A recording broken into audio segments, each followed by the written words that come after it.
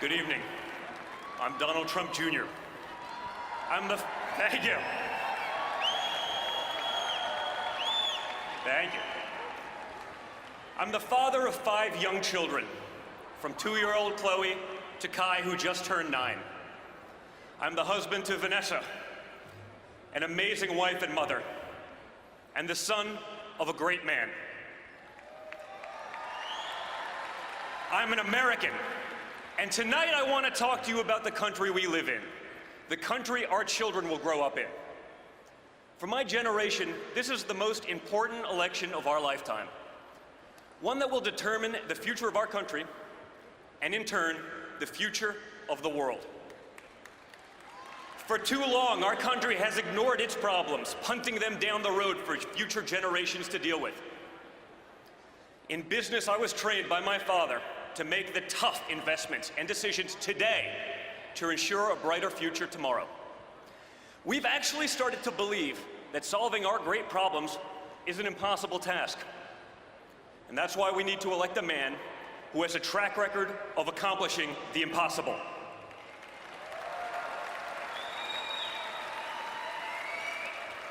For the first time, parents no longer think that their kids will be as well off as we were. We've lost the confidence in our leaders and the faith in our institutions. But remember one thing, we're still Americans, we're still one country, and we're gonna get it all back. We're gonna get it back better than ever before. I know we'll get it back because I know my father. I know that when people tell him it can't be done, that guarantees that he gets it done. I know that when someone tells him that something is impossible, that's what triggers him into action.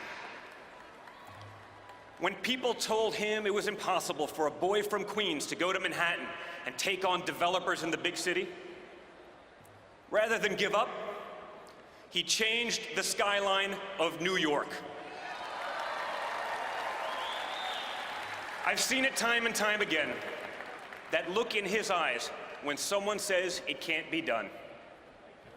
I saw that look a little over a year ago when he was told he couldn't possibly succeed in politics. Yes, he did. For my father, impossible is just the starting point. That's how he approaches business projects. That's how he approaches life. Whether it's teaching his granddaughter how to swing a golf club or tackling the toughest negotiations, he's always fully committed. That's why the person who had never run for office before stood on the stage 11 months ago in this very arena with 16 professional politicians. And this week, that same man will stand before you as our party's nominee for the President of the United States of America.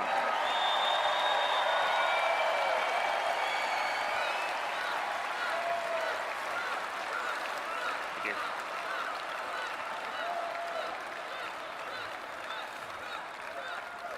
As a proud son and family member, it was one of the great honors of my life to be able to put him over the top in the delegate count earlier today. His unrelenting determination is why he's going to become our next president, and why I know that when my father says he can fix the country, he means it. You want to know what kind of president he'll be? Let me tell you how he ran his businesses. And I know, because I was there with him, by his side, on job sites, in conference rooms, from the time I could walk. He didn't hide out behind some desk in an executive suite. He spent his career with regular Americans. He hung out with the guys on construction sites, pouring sheetrock and pouring concrete and hanging sheetrock. He listened to them, and he valued their opinions as much and often more than the guys from Harvard and Wharton, locked away in offices away from the real work. He's recognized the talent and the drive that all Americans have. He's promoted people based on their character, their street smarts, and their work ethic, not simply paper credentials. To this day, many of the top executives in our company are individuals that started out in positions that were blue collar, but he saw something in them and he pushed them to succeed. His true gift as a leader is that he sees the potential in people that they don't even see in themselves. The potential that other executives would overlook because their resumes don't include the names of fancy colleges and degrees. I know he values those workers and those qualities in people because those are the individuals he had my siblings and me work under when we started out. That he would trust his own children's formative years to these men and women says all you need to know about Donald Trump. We didn't learn from MBAs. We learned from people who had doctorates in common sense.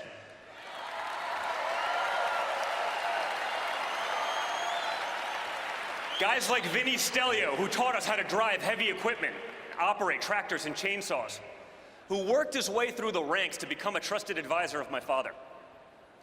It's why we're the only children of billionaires as comfortable in a D10 Caterpillar as we are in our own cars. My father knew that those were the guys and gals that would teach us the dignity of hard work from a very young age. He knows that at the heart of the American dream is the idea that whoever we are, wherever we're from, we can get ahead, where everyone can prosper together. The other party also tells us they believe in the American dream. They say we should worry about economic inequality and immobility. You know what? They're right. But they don't tell you that it was their policies that caused the problem. And it was their policies that have no accountability.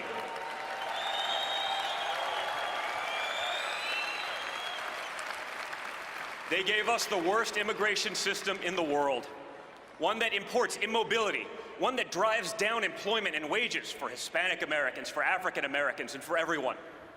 An immigration system that favors illegals over those trying to go through the process legally. And at times, even over law-abiding citizens. It was Bernie Sanders himself who warned that a large tide of new workers keeps wages low and poverty high. The other party gave us public schools that far too often fail our students, especially those who have no options. Growing up, my siblings and I, we were truly fortunate to have choices and options that others don't have.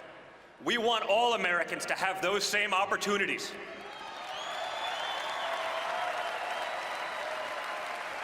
Our schools used to be an elevator to the middle class. Now they're stalled on the ground floor. They're like Soviet-era department stores that are run for the benefit of the clerks and not the customers, for the teachers and the administrators and not the students. You know why other countries do better on K through 12? They let parents choose where to send their own children to school.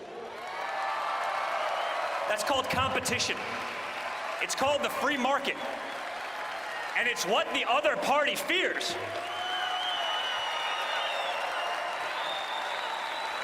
They fear it because they're more concerned about protecting the jobs of tenured teachers than serving the students in desperate need of a good education.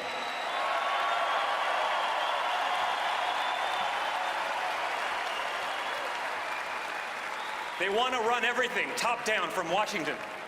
They tell us they're the experts and they know what's best. The other party gave us a regulatory state on steroids. Dodd-Frank was 1,000 pages long, and it's already spun off 22,000 pages in regulations. Imagine trying to digest all that before you even open your doors for business. That doesn't help consumers. What it does is destroy small business in favor of big businesses who can afford the vast number of lawyers and accountants needed to comply. Dodd-Frank is consumer protection for billionaires. We've produced the thickest network of patronage and influence of any country at any time in world history. It's composed of the self-satisfied people at the top, our new aristocrats. We can't live that way any longer. It's too risky. Let me talk a little bit about risks. The other party is the party of risk. I've spent many time with many great Americans who have served this country in the military, and they know what's at stake. When we have weak leaders in positions of power, Americans risking their lives for our freedoms are less safe. You know, almost daily I get a call or a text from a real American hero. His name's Mark Geist, and I'm proud to call him a friend. Mark was part of the security team at the annex on our grounds of the consulate in Benghazi. Mark was one of the men who received frantic phone calls from his buddies at the compound, calls that pleaded for help, calls that he and his team tried to answer, but calls that didn't save all his friends, because Secretary Clinton's State Department had ignored their requests for help, both on the night in question and even in the weeks and months leading up to the attack. It was a tragedy, and one that would be repeated were she to win the election. Ask Mark who's fit to lead, who has the judgment to lead, who will take that call at 3 o'clock in the morning yet? You know, or better yet, ask yourselves, if you were in Mark's shoes that night, who would you rather call?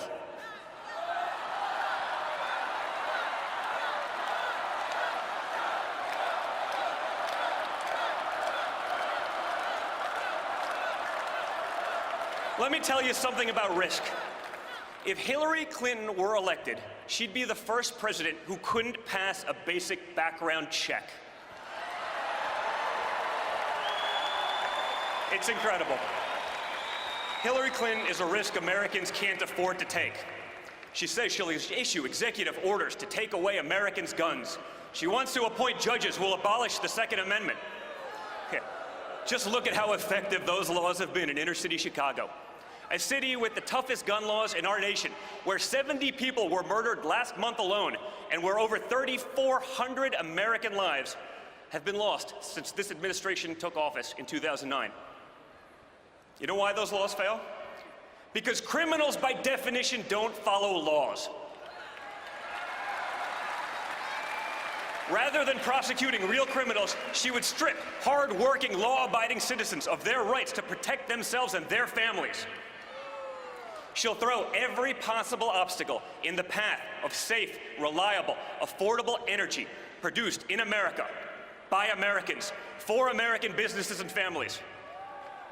Rather than being energy independent, our country will be forced to remain beholden to her buddies in the Middle East. Those are risks we can't afford to take. And when we win, we're not going to have to. There's so much work to do. We will not accept the current state of our country because it's too hard to change. That's not the America I know. We're going to unleash the creative spirit and energy of all Americans. We're going to make our schools the best in the world for every single American of every single ethnicity and background. We're going to put Americans first, all Americans, not a special class of crony elites at the top of the heap.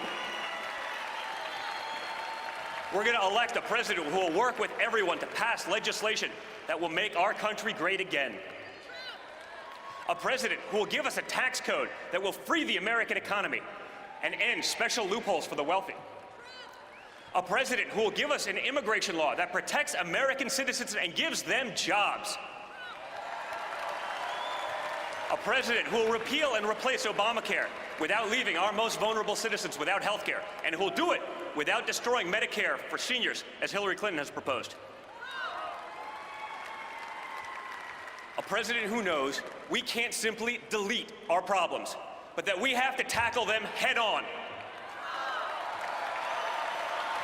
A president who won't allow PC culture to put the safety and well-being of our children and our loved ones at stake. A president who won't bow and pander to nations that shudder at the very thought of America's existence. A president more concerned with the safety and comfort of his fellow Americans than the feelings of those hostile nations abroad who, if given the option, would wipe America off the face of this earth.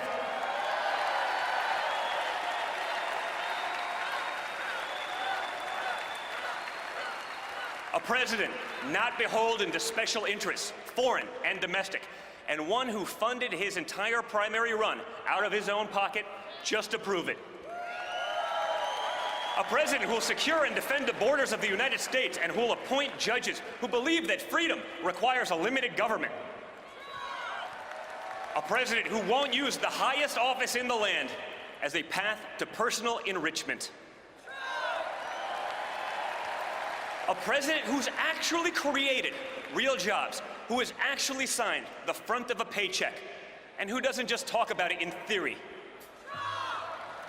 A president who has real people's families and livelihoods dependent on his success and the success of his company for decades.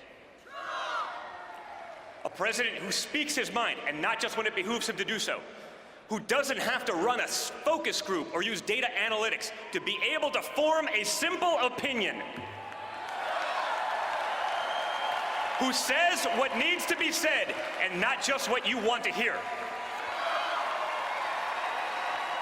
A president who will unleash the greatness in our nation and in all of us, who will give the hard-working men and women who built this great country a voice once again. That president can only be my mentor, my best friend, my father, Donald Trump. And when we elect him, we'll have done all that. We'll have made America great again, greater than ever before. Thank you, and God bless.